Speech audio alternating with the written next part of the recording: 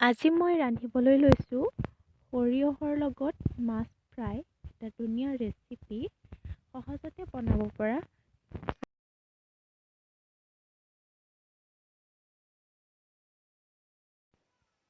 ইনগ্ৰেডিয়েণ্টৰ বাবে মই লৈছোঁ এইখিনি সৰিয়হ পিচি লৈছোঁ মই ধুনীয়াকৈ, আৰু অকণমান আদা নহৰু থেতালি লৈছোঁ, আৰু লৈছোঁ এটা পিঁয়াজ।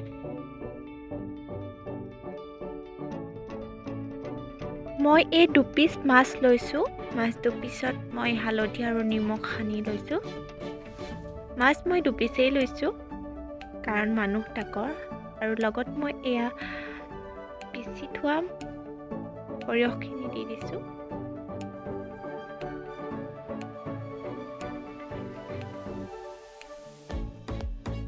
আৰু লগত পিঁয়াজ দিছোঁ আৰু আদা নহৰুখিনি দি দিছোঁ, আৰু এতিয়া মই এইখিনি ধুনীয়াকৈ সানি ল'ম। তেনেই সহজ, আপোনালোকে সহজতে বনাই খাব পাৰে এটা সোৱাদ লগাকৈ। এনেই নৰ্মেলি ফ্ৰাই কৰি খোৱাতকৈ এনেদৰে কেতিয়াবা খাই চাবচোন, খুব ভাল লাগে।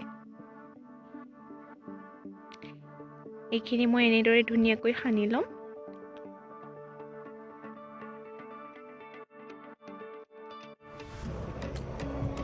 এতিয়া মই অকণমান তেল গৰম হ'বলৈ দিছোঁ।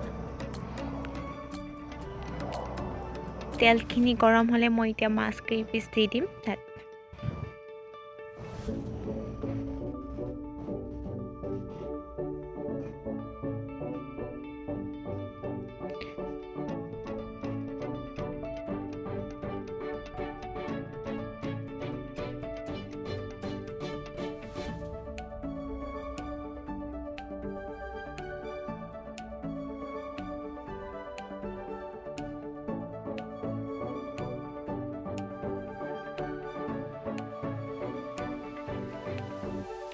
এতিয়া মই মাছ কেইপিচ লাহে লাহে লৰাই দিম, আৰু এনেদৰে লৰাই থাকিম মাজে মাজে। যেতিয়ালৈকে নিসিজে তেতিয়ালৈকে এই মাছত কেতিয়াও ঢাকোন লগাব নালাগে।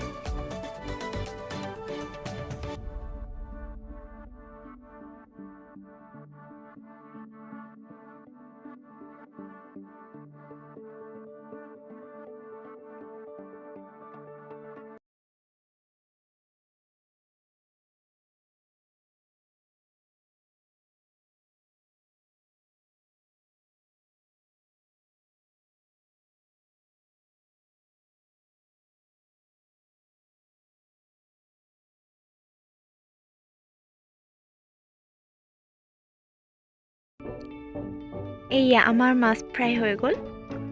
দেখিছেনে? দেখিবলৈ কিমান ধুনীয়া হৈছে, আৰু খাবলৈ যে বহুত সোৱাদ হৈছিলে। দেখাতকৈও খাবলৈ বেছি সোৱাদ হৈছিলে। আপোনালোকেও এনেদৰে ঘৰত ট্ৰাই কৰি চাবচোন। কেতিয়াবা আলহী আহিলে যেতিয়া একো কৰিবলগীয়া নাথাকে বা মাংস নাথাকে, তেতিয়া মাছকে এনেদৰে বনাই দিব পাৰে। তেনেই সহজ।